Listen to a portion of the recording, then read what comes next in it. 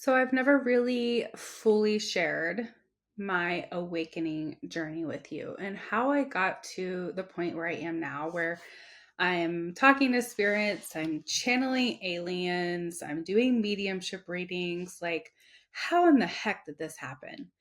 Especially a girl that went to a Christian college and was planning on working in a church. I'm going to share my story, and this is probably going to have to be broken up in two parts because it's an interesting one. You might want to stay. Welcome to the Soul Alignment Mentor Podcast. I'm your host, Angie, and I'm inviting you to explore the depths of self-sabotage, limiting mindsets, and the beliefs that hinder our progress in life. Through intuitive messages I receive from my spirit team, I share profound insights to help you live authentically and break free from these limitations. Join me now as we uncover all the keys to living your best life. Welcome back. My name is Angie, and I'm your Soul Alignment Mentor, bringing you intuitive messages from my spirit team to help you align with your most authentic and highest self. So I'm just cozied up today, hanging out at home, and thought, I never really shared how I got to this point. And I always like to hear people's stories. And when you hear the story in the background of how somebody came into their awakening or how they came into their gifts, it kind of gives you a little bit more clarity on why they do what they do. And so I thought, why not share what my story is? Some of you might already know what it is because I did write a book, Leaf Lessons, When Trauma and Religion Collide, the Process of Spiritual Awakening and Healing. That is my first book. I also wrote a second book called Composting the Ego. So if either of those interest you at all, you can find the links below or you can find them over on Amazon. So I encourage you to go check those out, especially if you are deconstructing from Christianity or religion at all. They might give you a little bit of insight on how to maneuver through that process. But I'm going to share you some things about my life and how I got here and how religion played a part in my awakening as well. It's always hard to share your story because there's always so much in it. But I'm going to try to break it down to the highlights so that you understand exactly who I am and how I got to this point. And from the time I came here to Earth, I have this strange awareness of things around me that I didn't realize even until recently that other people didn't have. And I remember having visions of angels showing up at my window and coming and taking me back to heaven. I remember hearing my voice. There would be something that would say my name or speak to me, and I knew it wasn't me. I knew it was something outside of myself, but I was never able to really comprehend what it was. I also have a very vivid memory of a spirit in my room before the age of 5. And this has never left my memory. Even when I went through everything else in my life, this stuck with me. It was a very tall being. It had really long legs and long arms, and it had a bigger head. And to my little 4 or 5-year-old mind, probably even before that time, I saw it as a dark energy, like a shadow energy in my room.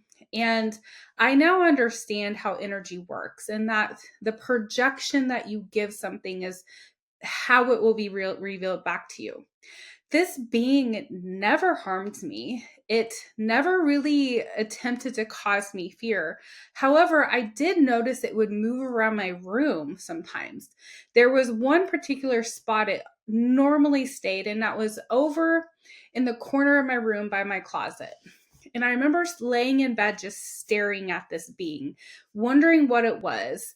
And I told my parents, and I'm sure I told the adults that I was living with at the time, that there was something in my room. And they assured me I was making it up. It was probably just a shadow off of something that really wasn't there. And so I remember I asked my little brother, who probably would have been 2 or 3 at the time, if he would come and stay in my room one night to see if he could also see it. Knowing what I know now, and that children are capable of seeing spirits before the age of 7, usually, I understand why he was able to see it as well. So he stayed in my room that night and we both saw the spirits. We're both in our 40s now. And to this day, if I ask him, was there something in my room when I was little, he will confirm that he also saw it. I think the impact of this being had a major influence on both of us at that time. We've both taken different paths in our spirituality in this life. And in many ways, I think that my path was meant to go the way I have gone so far in this awakening and spiritual teaching. But I didn't understand that at the time. Another thing that happened, and this happened before I even came to Earth, and this was a story that my mom and dad both told me separately. They didn't know either of them told the same story to me. My parents divorced when I was very young, around 4 and 5. And my dad remarried within about 6 months. He was remarried by the time I was 6. My mom remarried very shortly after that as well. And my mom married a very narcissistic, abusive man. My dad married a beautiful woman who is still my stepdad or stepmom today. But at that time, because there was a lot of trauma, a lot of fighting, a lot of negative energy around me, everything around me really kind of was perceived through that energy, through the trauma, through the darkness. And so before I came to Earth, when my mom and dad were still both together, they both separately told me a story about a light that came down on my mom and that they were never able to figure out what it was. That was a story they told me probably when I was a teenager. I didn't get much more detail about that until later on in my life when I started asking more questions. Then later, when I was probably in my 30s, when my dad was still alive, I lost my dad in 2020 to cancer, and I'll talk about that part of it because it's a huge part of my awakening journey as well. But my dad shared more details with me about this experience that my mom and him had with the beam of light. And he explained to me that they had been out to eat one evening and that on their way home, they were driving the car and suddenly a light from the sky shone down on the car and followed them all the way back to their house. They thought maybe it was an alien. My mom later told me she thought maybe I was going to be abducted out of her stomach and that she was scared of the light that came down from the sky. But my dad explained that they drove home and that they went into the home and the light continued to shine down on the home. And then my mom and dad both went out into the backyard to look at this light that was shining down on them and started to call news stations, started to call neighbors, started to call people around them to ask them, do you see this light? Do you see what is happening? And nobody else saw it. And so I always thought that was so intriguing and so interesting that that happened. Later on, a few years later, I asked my mom about the story again, not telling her that I had talked to my dad about it at a separate time. And my mom repeated the exact same story my dad repeated. That they were out to dinner, they drove home, a light came down on the car, it came down on the home. They went outside, they called the news stations, nobody else could see this light. As I've gone through my awakening in the last 10 to 11 years, I've started to have memories. I started to realize that it was me that came down in this light. And that this being that I saw in my room was one of my guardians, was one of my spirit guides, basically. It was an Octarian alien being that had come with me to Earth and was helping me to acclimate into the human experience. I did not realize that up until I really started having my spiritual awakening. And I know this absolutely sounds insane and crazy for me to say this, but I have since had confirmation that this is what happened to me before I even came to Earth. That my spirit came through that light into my little baby body, which was in my mother's womb at that time. So that's the beginning of my life. In many ways, I would say the beginning of my spiritual journey as a human. So, as I am becoming a human and I'm here on earth and I'm beginning to experience all the human experiences, like I said, my mom and dad divorced. They fought a lot. From what I know now, there were some drugs involved. There were a lot of things that happened in my younger life that caused a lot of trauma. My dad remarried very quickly. My mom remarried, and the man that she married was not a very nice man. He was very abusive to all of us, in all the ways that you can be abusive, particularly towards me. And so around 7, 8, 9, I really started to shut down. I started to have a lot more disassociation. I started to really kind of disappear out of life in a way because the trauma I was experiencing was so intense. I was living in constant fear all the time that I was going to get hurt or abused in some kind of way. And I remember that in the middle of this, like there were times that he would physically hurt us to the point where I would have to wear like a neck brace to school. And so there was a lot of embarrassing things that would happen in my early childhood based on the abuse, but I never felt like I could be honest and tell anybody about what was happening in my home. I do not have a lot of memories of this time just because I do know that I disassociated for the purpose of survival. I understand now what disassociation is based on a spiritual perspective because in order for us to survive, our soul will actually disconnect from our body for a short amount of time while our body's going through an abuse to protect us. And now what I do is my clients, I teach them soul retrieval. I teach them to go back into the time that they were being abused or something happened to them and retrieving that part of their soul to bring it back into themselves in this time period that they're in as an adult.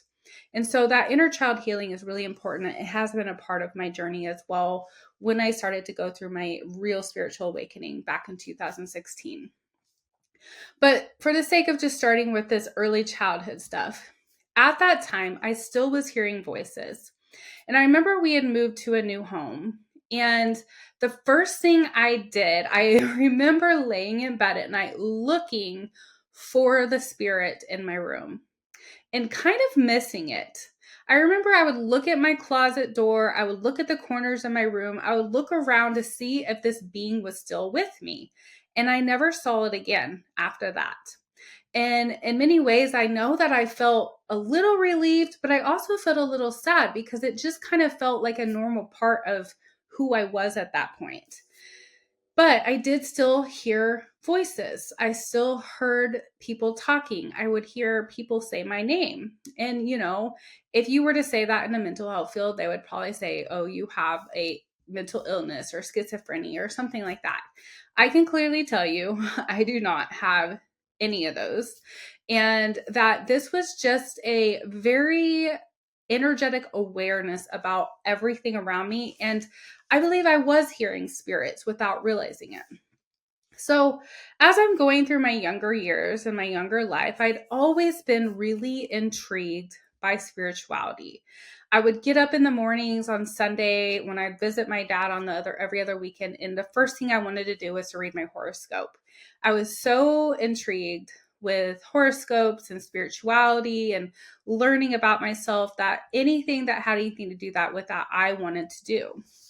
And so because I was seeking so much about this spiritual connection that I somehow knew I had, I believe that's how I ended up in the church.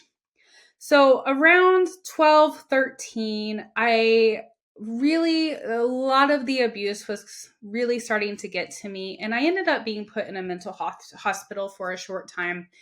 And the adults around me kind of failed me a little bit at that time because they didn't really listen to what was going on. And I didn't feel safe sharing what was happening in the home. But I do know I got a lot more brave when I got out of this hospital because I started to stick up for myself. I started to tell people no. I even yelled at my stepdad when he pushed me one time, which the whole family was like, oh my God, what's going to happen? And so as I was evolving and learning a little bit more about myself, having a little bit more confidence, being able to speak up for myself, I really started going back into searching my spirituality. I remember somebody gave me a necklace with a cross on it, and I wore that thing all the time. I didn't know what it meant. I just knew that it was connected to something spiritual. And I remember I broke the cross off of the chain of the necklace, and I felt like I did something wrong. And so I took like a wire or something and I wired the cross back onto the necklace and I hung it up on my dresser. And I remember laying on my bed and looking at this cross, wondering what it meant. What did this cross represent? I didn't get it. And I didn't understand why that was something that was spiritual or why we were drawn to a cross spiritually. So between 13, 14, and 15, I had a best friend that was very involved in church. She went to youth group every week, went to church services every Sunday, and she continued to ask me to come to church. I didn't want to go. I kept turning her down, saying that's not something I want to be involved in. That's fine. That's you. No big deal. Well, sure enough, around age 16, when I'm able to drive now, she invites me to go to a youth camp with her. And my mom said, okay, that's fine. You can go to this youth group camp. And it was there that I remember having my first encounter with what you would call God, like a spiritual, religious encounter, more likely is what I should call it. So I remember sitting in this, I don't have like clear, vivid memories about where we were or what was being said or anything like that. But I know we were in this like barn looking place and we were all sitting on the floor on the ground of this big room. And somebody was up talking. I don't know what they were talking about. But I remember for the first time ever, I started to have these emotions coming up in me. And I started crying and crying and crying harder than I'd ever cried before. And everybody around me in the room started to come and kind of smother me and get around me. And one of the youth leaders said to me, are you accepting the Lord? Or do you, I don't know if she said, are you or do you want to? I cannot remember the details. I just remember feeling pressured. And so I said, yes. And sure enough, they're all praying for me and telling me that I'm now a Christian and that I accepted Jesus as my savior and I was going to go to heaven and all this stuff. And so I just went with it. And I remember I went home after this event, this youth conference or whatever it was. And I was standing in the kitchen in my home and I looked at my mom and I told her, I became a Christian this weekend. And she looked at me and she said, are you sure you want to do that? And so it really had me questioning whether I wanted to or not. But something in me was continued to draw me to spirituality. It continued to draw me to God. It continued to draw me to Jesus. And I really wanted to be loved. I really wanted to get out of the situation that we were in our home and the abuse that we were all facing. And so I remember I didn't know how to pray. I didn't know how to talk to God. I didn't know any of that stuff. So I started writing letters to God every single night. Every night I'd write, Dear God, this is Angie. And I would tell him about what was going on in my life and asked him, could you please get us out of this home? Can you get us out of this abusive situation? Can you have my mom divorce my stepdad? So I started begging and pleading that God would get us out of this home. And sure enough, 6 months later, I was working at a little restaurant at the time because I was a sophomore in high school and it was my first job working in this little restaurant. It was about 9 p.m. at night and I was cleaning up and we were closing the restaurant and someone knocked on the door and it was my mom, my little brother, and a man I'd never met before. And they came to the door and they came in and they said, don't go home. Your stepdad is very upset because I told him that we're leaving him and he has a gun and he's going to try to harm us. And she said to me, we are going to go and stay in this hotel room tonight or this motel room tonight.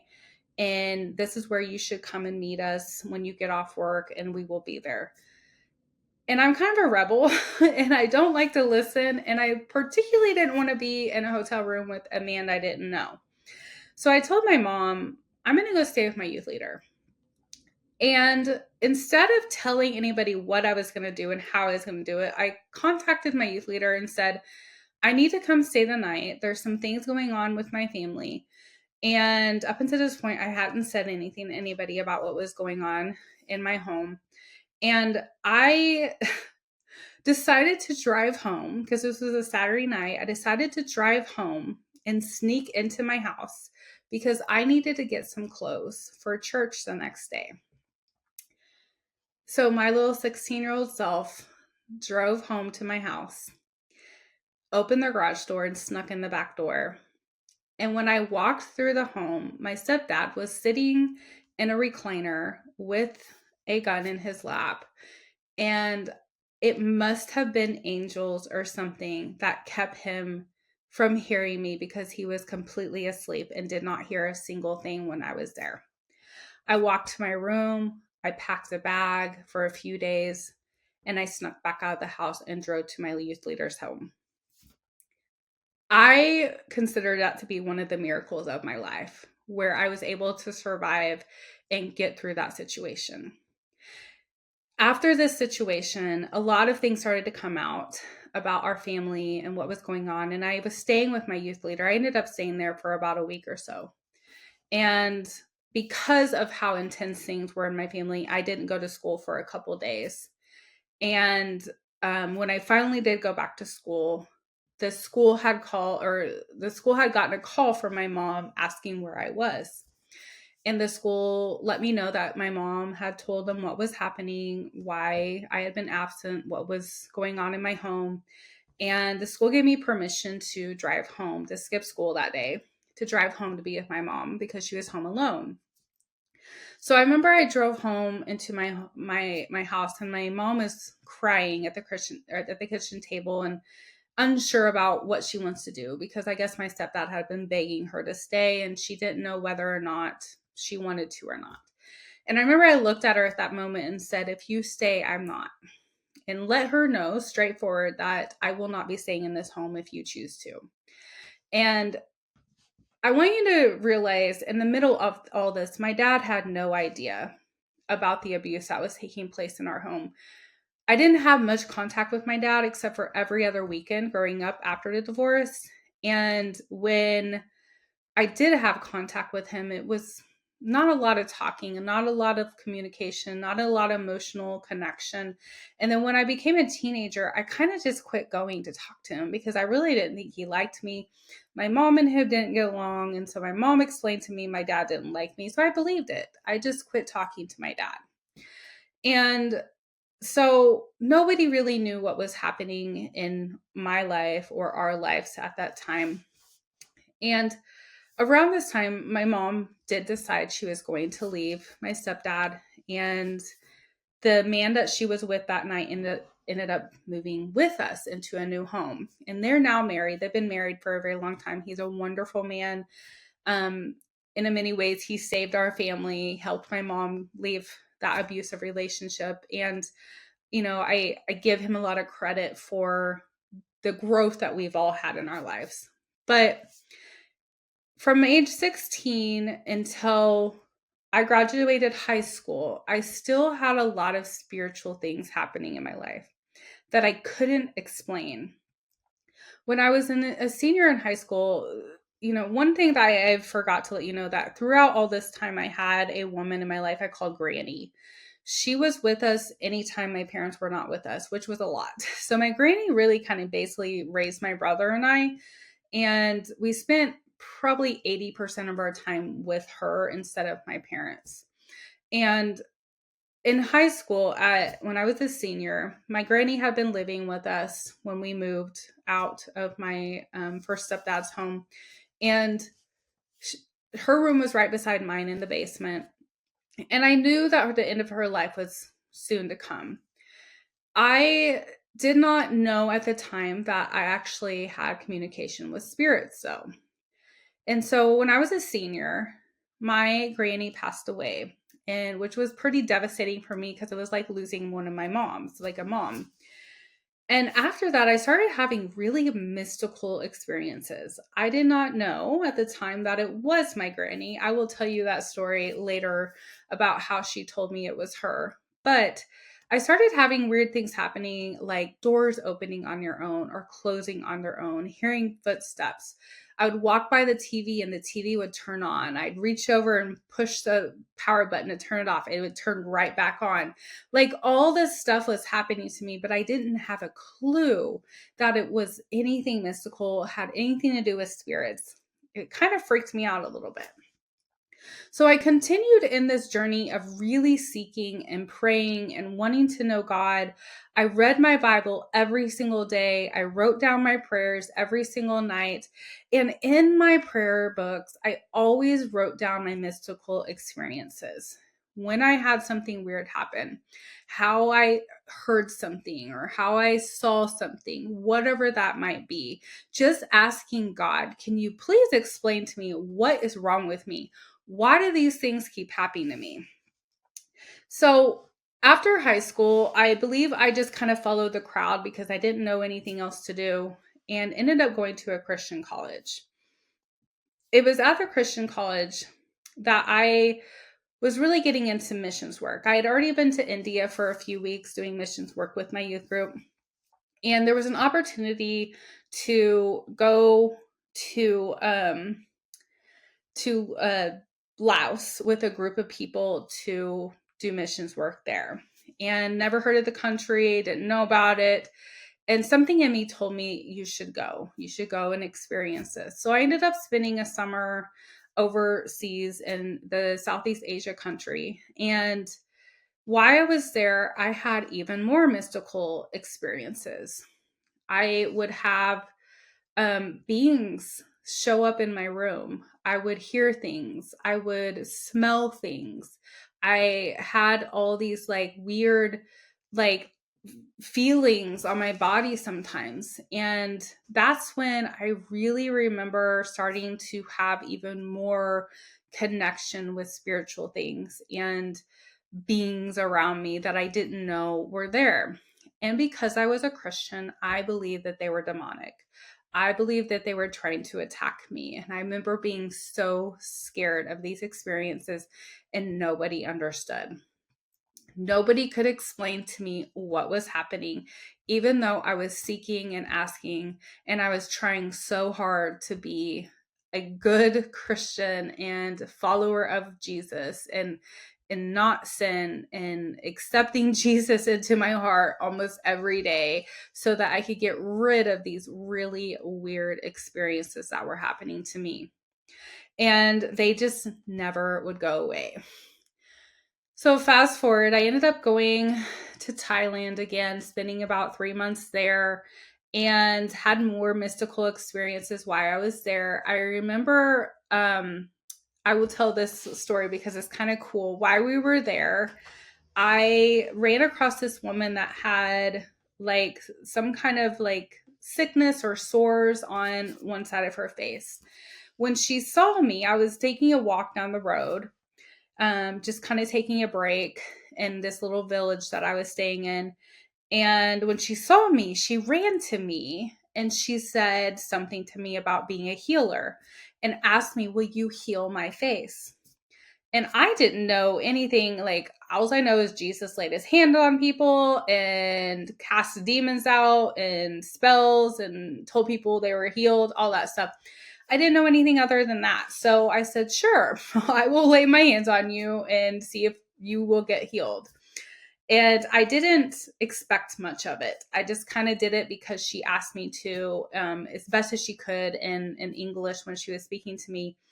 And I laid my hands on her, just continued my walk. And the next day I decided, hey, maybe I'll go see her and see if anything happened.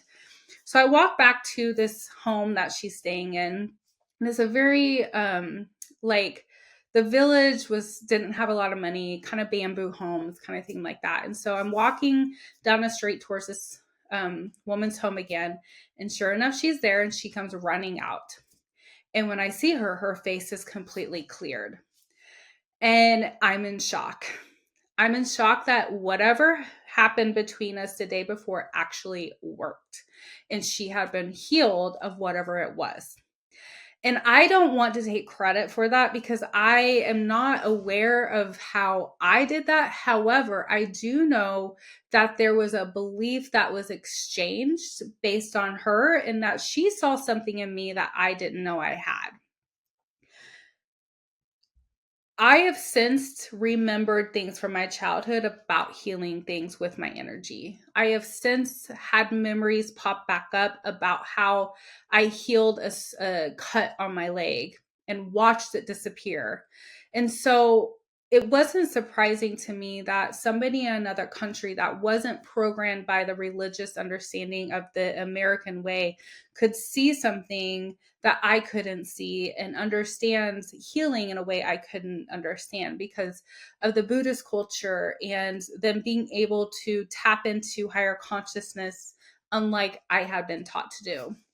But that was a really magical moment for me where I suddenly realized that maybe this is real. Maybe we can heal each other. Maybe I can heal myself. Maybe there is more power out there than what I think, and that these aren't just stories that I'm reading in the Bible or I'm learning about. And so I began to seek even more. I really dove into the faith that I was in. When I came back to America after this trip, I knew I wanted to be in the healing field. I knew I wanted to help people. And so I finished my degree. I had left the Christian college, got my degree there, and then went to a university to get my degree in human services with the emphasis to work with victims and survivors. And so I'm in college and I'm working in the mental health field, and I'm still having these really crazy experiences happen. And during one of the summers during that time, a friend of mine convinced me to go and work in Chicago with inner city kids. And I went ahead and did it. I needed to have some intern credits anyway. So I moved to Chicago for a while and I was working with the inner city kids. And that's when the mystical experiences amplified. I remember one night it was very hot out and the building that we were staying in didn't have any air conditioning in it. And so all of us were going to go stay in a different building that had air conditioning because the kids were supposed to stay with us. I was over the teenage girls and the girls weren't with me yet. And so I could go stay somewhere else without having to stay in this building where the bunk beds were and stuff like that. And so I remember walking from, it was dark out. It was probably 9 at night. So everything was dark. It was the middle of the woods. I remember walking from one building to the other to get like my pillow and night stuff and toothbrush and all that stuff to take back to the other building with me. And I was by myself. And as I'm gathering these things, I suddenly start having this feeling that something's watching me. And I didn't know what it was, and it really did scare me. And I walked out of my room and back out of the building where there were stairs that went down the outside of the building. And each step I took down the stairs, I had this feeling there's something at the bottom of the stairs watching me. And sure enough, I get to the bottom of the stairs, and there right before me is a very tall being with long, lanky arms, long legs, and a very big head. And it looked just like the being that was in my room when I was little. It scared me because it was very sudden and I wasn't expecting it. And so I turned quickly and started walking back through the woods to the other home, and I could feel the presence of this being following me. Eventually it quit, but I was so scared by the time I got to the other building that when I walked in, I'm sure I looked like I had seen a ghost.